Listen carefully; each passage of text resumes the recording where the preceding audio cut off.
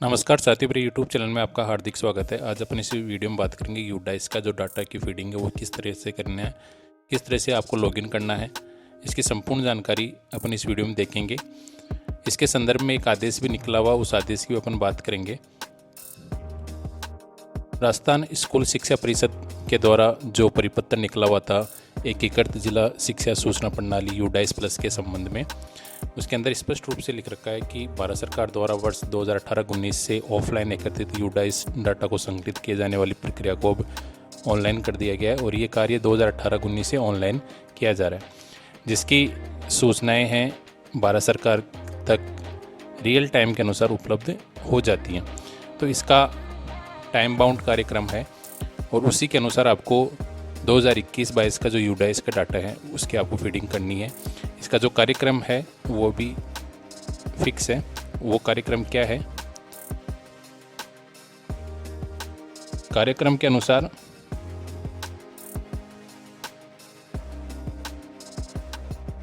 जो विद्यालय द्वारा डाटा फीडिंग करने का कार्य है वो 30 मई 2022 तक करना है, जिसकी आधार तिथि यहाँ स्पष्ट रूप से लिख रखा है 30 सितंबर होगी। यानी विद्यालय द्वारा जो डाटा फीडिंग का करने का कार्य 30 सितंबर को आधार तिथि मानते हुए 30 मई 2022 तक करना है और ये कार्य समस्त राजकीय निजी विद्यालयों के संस्था प्रधान को करना है। अब इसके लिए आप कैसे लॉगिन करेंगे और इस प्रक्रिया को कैसे पूर्ण करेंगे, डाटा की फीडिंग आप कैसे करेंगे, इस संदर्भ में अपन इस वीडियो में देखेंगे। ये प्रक्रिया कार्य प्रारंभ हो चुका है पोर्टल पे। तो सबसे पहले आपको गूगल में यूडाइस प्लस लिखना है और जैसे आप यूडाइस प्लस लिखेंगे तो आप इस पोर्टल के ऊपर आ जाएंगे। udaisplus.gov.in के होम पेज के ऊपर आप आ जाएंगे, जहां आपको यूडाइस प्लस का जो साइन बना हुआ है वो आपको यहाँ दिख रहा है। इसके बाद आपको थोड़ा सा स्क्रॉल करना है नीचे और स्क्रॉल करने के बाद आपको यूडाइस स्कूल डाटा कैप्चर यहाँ पे आना है और यहाँ पर आप यहाँ देख रहे हैं यूडाइस स्कूल डाटा कैप्चर को। यहाँ यूडाइस डाटा एंट्री 2021-22 का जो लॉगिन है वो आपको यहाँ मिलेगा, यहाँ से दिख रहा है। तो आपको यहाँ से स्टेट को सिलेक्ट करना है और उसके बाद यहाँ गो पे क्लिक करना है। तो जो भी स्टेट इस पर कार्य कर रहा है तो अपन को जैसे यहाँ पर सिलेक्ट करना है राजस्थान, और राजस्थान सिलेक्ट करने के बाद यहाँ राजस्थान सेलेक्ट करने के बाद आपको यहाँ गो पे क्लिक करना है। जैसे आप गो पे क्लिक करेंगे तो आपका नेक्स्ट पेज ओपन होगा, जिसमें आप यहाँ देख रहे हैं login for DCF data entry and monitor. तो यहाँ यूजर नेम आपकी जो यूडाइस कोड है वो आपका यूजर नेम होगा। उसके बाद आपके जो पास पासवर्ड है वो पासवर्ड और यहाँ कैप्चा आपको फिल करके लॉगिन करना है। यानी यहाँ पर आपको जो यूज़र नेम है उस यूज़र नेम में आपका जो यूडाइस कोड है वो यूडाइस कोड भरना है। आपके जो पासवर्ड आपने बना रखे हैं वो पासवर्ड आपको यहाँ लिखने हैं और यहाँ पर आपको कैप्चा लिखना है जो आपको यहाँ सामने दे रखा है और उसके बाद आपको यहाँ लॉगिन पर क्लिक करना है। यदि आपके पास पासवर्ड नहीं है तो आप यहाँ फॉरगेट पासवर्ड पर जाके पासवर्ड को फॉरगेट भी कर सकते हैं। तो मैंने यहाँ कैप्चा फिल कर दिया और फिर यहाँ मैं लॉगिन पे क्लिक करता हूँ। जैसे लॉगिन पे क्लिक करेंगे अपन होम पेज ओपन हो जाएगा। होम पेज पे आप देखेंगे यहाँ पर आपकी होम चेंज पासवर्ड, यहाँ से आप चेंज पासवर्ड कर सकते हैं। यहाँ आपकी प्रोफाइल को आप अपडेट कर सकते हैं। कुछ डाटा आप अपने स्तर पर अपडेट कर सकते हैं, कुछ MIS ब्लॉक के द्वारा आपको डाटा अपडेट करवाने होंगे। यहाँ आपका मोबाइल नंबर वगैरह होगा। यहाँ जो यूजर है वो स्कूल दिखाई दे रही है आपको, यहाँ से आप इसको लॉग आउट कर सकते हैं। यहाँ आपका स्कूल का नेम होगा, यहाँ यूडाइस कोड होगा, यहाँ आपकी स्कूल की कैटेगरी होगी, primary with upper primary, secondary, senior secondary जो भी है। उसके बाद आपको यहाँ जो इसके निर्देश हैं वो निर्देश यहाँ से आप डाउनलोड कर सकते हैं। इसका जो मैनुअली सॉफ्टवेयर है वो आप यहाँ से डाउनलोड कर सकते हैं। इसके बाद जैसे आप इसको नीचे स्क्रॉल करोगे तो आपके सामने यहाँ क्लिक हियर ओपन DCF और फिल द डाटा, इस पर आपको क्लिक करना है। यानी आपको यहाँ जब पोर्टल पे आपको काम करना है, डाटा की फीडिंग करना है, तो यहाँ click here of open DCF to fill the data पे क्लिक करना है। जैसे इस पर क्लिक करेंगे तो आपका जो डाटा है वो ओपन हो जाएगा। ओपन होते ही आपके पास एक मैसेज आएगा इम्पोर्टेंट नोट्स के रूप में, यानी आपको इंश्योर करना है following point before submitting data DCF, यानी आपका स्कूल का नाम, स्कूल की category, low class and high class, school management, इन सब को आपको चेक करना है और ये इंश्योर करना है कि जो भी डाटा आपका सही है। यदि इनमें कोई करेक्शन है तो आपको ब्लॉक के MIS से इसको करेक्शन करवाना होगा। उसके बाद ही आप फाइनल सबमिट करें, उससे पहले फाइनल सबमिट नहीं करें। तो ये इंपॉर्टेंट नोट के रूप में आपको आएगा, फिर आप ओके पे क्लिक कर दीजिए। तो आप यहाँ डैशबोर्ड पे देख रहे हैं कि आपका जो डाटा कैप्चर फॉर्मेट है उस टोटल 10 भागों में बटा हुआ है। 10 से 12 भाग हैं उसके, जो अलग अलग स्कूल की कैटेगरी वाइज आपके यहाँ ओपन होंगे।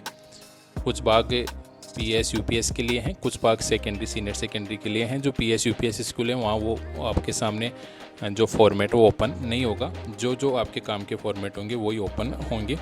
तो यहाँ आपको ये प्रत्येक खंड आपको दिख रहा है। 1 पॉइंट का मतलब है पहला खंड है, जिसके अंदर यहाँ आप देख रहे हैं 27, 40, 51, 52, 53, 53, यानी पहले खंड में 53 पॉइंट है जिनके आपको डाटा की फीडिंग करनी है।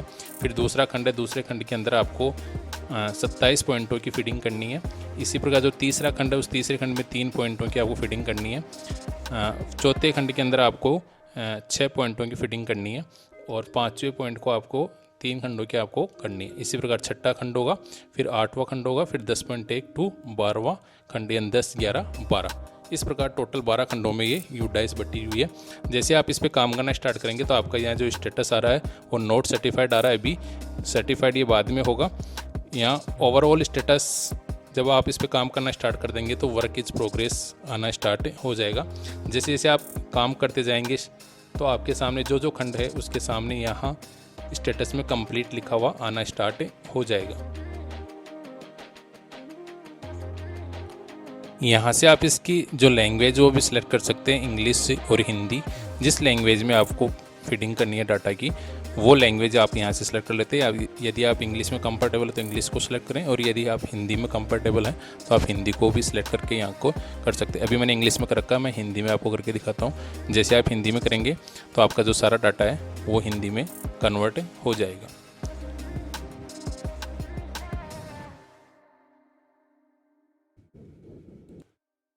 यहाँ पर एक महत्वपूर्ण टिप्पणी भी लिख रखी है, डाटा एंट्री पूरी होने के बाद कृपया पूर्ण भरे हुए DCF को क्रमांक 41 से डाउनलोड करके डाटा को सत्यापित कर ले। सत्यापित के बाद जो इसका सर्टिफिकेट मॉड्यूल होगा वो उसके बाद ओपन किया जाएगा। पहले आपको डाटा एंट्री पूर्ण करनी है और उसके बाद उसका सत्यापित करना है। सत्यापित के बाद उसका वेरिफिकेशन बाद में होगा। जैसे उसका वेरिफिकेशन हो जाएगा तो यहाँ वेरीफाइड लिखा हुआ जाएगा, जो भी प्रमाणित नहीं है उसकी जगह प्रमाणित हो जाएगा। तो इस प्रकार जो इसका पहला खंड है वो स्कूल प्रोफाइल से संबंधित है। जो खंड 1 की अपन बात करें जिसमें कंप्लीट डाटा स्कूल की प्रोफाइल से संबंधित भरा जाएगा। जो दूसरा खंड है उस दूसरे खंड के अंदर आप देखेंगे तो भौतिक सुविधाएं, उपकरण, कंप्यूटर और डिजिटल पहल के जो डाटा हैं उनकी फीडिंग की जाएगी। जो तीसरा खंड है उस तीसरे खंड के अंदर आप यहाँ देख रहे हैं, तीसरा खंड है शिक्षण और गैर शिक्षण कर्मचारियों के संदर्भ में सूचनाएं बढ़नी है आपको। उसके बाद जो खंड 4 है, जो नया प्रवेश, नामांकन और पुनरावर्तक के, इसमें जो नामांकन से संबंधित सूचनाएं आपको यहाँ बढ़नी है। इसमें स्पष्ट रूप से लिख रखा है वर्तमान जो भी आपको डाटा फीडिंग करनी है उसके ऊपर लिख रखा है कि डाटा आपको 20-21 का बढ़ना है या 21-22 का बढ़ना है। तो जिस कॉलम के अंदर आपको 20-21 का बढ़ना है उसमें 20-21 लिखा हुआ है, जिसमें आपको 21-22 का डाटा बढ़ना है उसमें 21-22 लिखा हुआ है। 5वां जो खंड है बच्चों का प्रदान किए जाने वाले प्रोत्साहन एवं सुविधाओं के संबंध में, यानी स्टूडेंट को जो भी सुविधा मिल रही है गवर्नमेंट के द्वारा उनके संबंध में डाटा आपको यहाँ बढ़ना है। छात्रवृत्ति संबंधी CWSN की जो सुविधाएं हैं बच्चों को उनसे संबंधित यहाँ डाटा आपको बढ़ना है। उसके बाद जो छठा है, छठे के अंदर आपको गत शैक्षणिक वर्ष का जो वार्षिक परिणाम है वो बढ़ना है। 7वां आपको बढ़ना नहीं है, यहाँ UPS कैटेगरी के अंदर है। 8वां आपको प्राप्ति और जो पिछले वित्त वर्ष के अंदर आपको जो भी सरकारी सहायता प्राप्त हुई थी उसको जो प्राप्त अनुदान है उसका आपको यहाँ फीडिंग करनी है। फिर जो अनुभाग है 10 से 12 PGI और अन्य संकेतक स्कूल सुरक्षा और प्रतिभाशाली बच्चों के संदर्भ में वो आपको यहाँ बढ़ना है। और उसके बाद DCF और स्कूल रिपोर्ट डाउनलोड करना है 41 के अंदर, और 42 की डाटा की तुलना को प्रमाणित करना है। तो जिस जिस खंड को आप बढ़ते जाएंगे वहाँ स्थिति के अंदर यानी जो भी स्टेटस है उसके अंदर पूर्ण या कंप्लीट लिखा हुआ आता जाएगा। और ऐसा नहीं है कि आप इसको एक साथ भरें, जैसे जैसे आपको टाइम मिले जो सूचनाएं आपको प्राप्त होती जाएं उस हिसाब से आप इसको फीडिंग करते जाएं, आपका डाटा सेव होता रहेगा। आपको जैसे एक खंड को अपन देखते हैं, जिस जिस खंड को आप बढ़ते जाएंगे उसको आते हैं सेव करते जाएं और सेव एंड नेक्स्ट पे भी क्लिक करते जाएंगे। यदि सेव करेंगे तो वही खंड आपको दिखता रहेगा और सेव एंड नेक्स्ट पे क्लिक करेंगे तो आप जिसको डाटा पे काम करें जिस खंड में वो सेव हो जाएगा और आपको अगले खंड के अंदर ये ले जाएगा। इस प्रकार से आप कंप्लीट खंड बढ़ते हुए डाटा की पूर्ति करनी है। मैं नेक्स्ट वीडियो में बात करूंगा कि इस डाटा के अंदर आपको क्या क्या बढ़ना है, उससे संबंधित मैं सेकंड वीडियो के अंदर बात करूंगा। इस वीडियो में इतना ही कहूँगा कि यूडाइस के जो डाटा हैं उनकी फीडिंग स्टार्ट हो गई है और उसको आप इस प्रकार लॉगिन करके डाटा की फीडिंग करना प्रारंभ कर सकते हैं और ये समयबद्ध कार्यक्रम है। यदि मेरा वीडियो अच्छा लगा तो लाइक करें, शेयर करें और नेक्स्ट वीडियो के लिए मेरे चैनल को सब्सक्राइब जरूर कर लें ताकि आपको जल्द से जल्द नोटिफिकेशन मिल जाए और महत्वपूर्ण सूचनाएं आपको प्राप्त होती रहें। धन्यवाद। जय हिंद।